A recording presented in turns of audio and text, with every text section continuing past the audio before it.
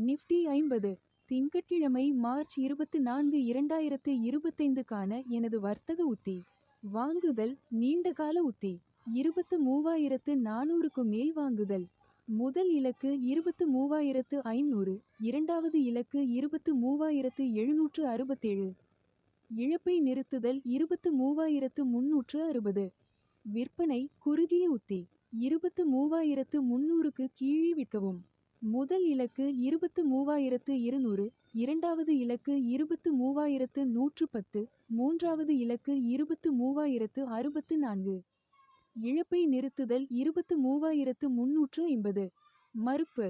மேலே உள்ள தகவல் வாங்குதல் அல்லது விற்பனை பரிந்துரை அல்ல. பங்குச் சந்தையில் எந்த நிலைப்பாட்டையும் எடுப்பதற்கு முன் உங்கள் நிதி ஆலோசகரின் ஆலோசனையை பெறவும். நன்றி.